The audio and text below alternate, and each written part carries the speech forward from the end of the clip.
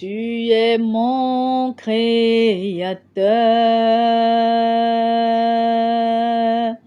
Oui, tu es l'unique. À part toi, oh, moi je n'ai point d'autre Dieu. Oh. Alpha,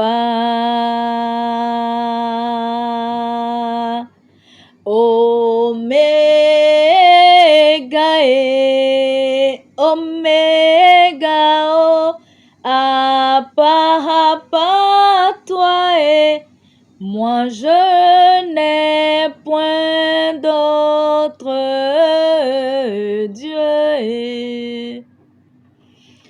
Une fois, j'ai fait un rêve où j'étais poursuivi par deux ou plus de deux chiens.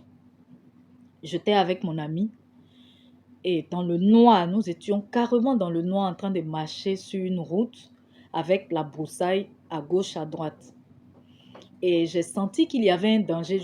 J'entendais les chiens qui aboyaient de loin, qui étaient dans la broussaille à droite. Et nous étions sur la route. Un goudron qui était sur un goudron, voilà, la route était goudronnée, mais il y avait la broussaille de part et d'autre, à gauche et à droite. Et donc, en marchant, j'ai senti qu'il y avait le danger, en entendant aboyer les chiens.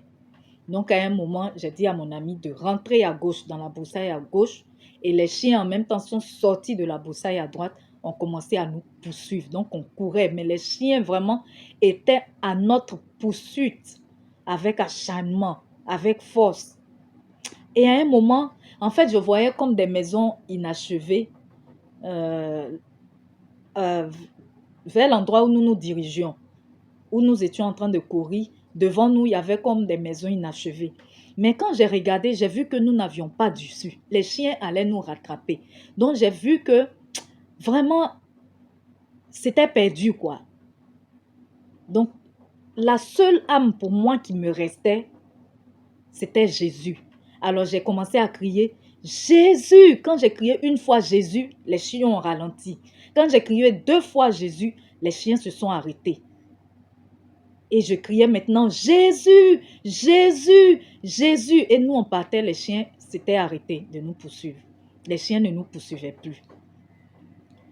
Mon frère, ma soeur, tu peux comprendre à travers ce que je viens de t'expliquer que le nom de Jésus, ce n'est pas rien. Le nom de Jésus est puissant. Le nom de Jésus est un secours. Le nom de Jésus est une âme. Le nom de Jésus délivre. Il ne faut pas écouter ces personnes qui te disent que Jésus est un Dieu inventé. Soit, d'accord, Jésus est une invention des Blancs. Mais comment se fait-il que ce nom Jésus puisse avoir de la puissance, une autorité dans le surnaturel? Comment expliquer cela? Certaines personnes te diront, non, Jésus c'est le Dieu des Blancs. Certains même te disent que c'est le Dieu des Blancs. Ils reconnaissent quand même que c'est un Dieu, mais c'est le Dieu des Blancs. Il y en a même qui te disent que c'est une invention des Blancs. Qu'il faut prier tes ancêtres. Mais tes ancêtres, nos ancêtres, ce sont des hommes comme nous. Ce sont des hommes qui ont été créés par Dieu, qui ont vécu leur vie et qui sont partis. On ne peut pas les prier parce qu'ils ne peuvent rien faire pour nous. Ils ont fait ce qu'ils avaient à faire pour nous lorsqu'ils étaient vivants. Mais après la mort, c'est fini. Ils n'ont plus d'autorité, ils n'ont plus de pouvoir. Ou certains même te diront, il faut prier les dieux de tes ancêtres. Mais qu'est-ce que nous avons constaté? En tout cas, pour ma part, pour ma propre expérience et pour ce que j'ai déjà vu aussi pour l'expérience des autres, c'est que lorsque nous invoquons le nom de Jésus, les soi-disant dieux de nos ancêtres, sinon les dieux de nos ancêtres, parce qu'effectivement, par ignorance, ils ont eu à prier certains dieux, certaines divinités. Donc ces divinités-là s'inclinent lorsque nous invoquons le nom de Jésus. Et voici les confessions de ces divinités qu'ont adoré nos ancêtres par ignorance. Ces divinités-là vont dire que voilà, c'est moi qui ai amené la pauvreté dans la famille, c'est moi qui empêche les jeunes filles de se marier, c'est moi qui rend frivole les hommes de cette famille, c'est moi qui empêche une telle personne de voyager, c'est moi qui empêche une telle femme d'enfanter. Voici ce que ces dieux-là, ils vont dire. Contrairement à Jésus qui est venu donner sa vie pour nous, pour toi, pour que tu te maries, pour que tu enfantes, pour que tu sortes des ténèbres, pour que tu sortes de la pauvreté, pour que tu sortes de la maladie, pour que tu puisses vivre la destinée que Dieu t'a réservée.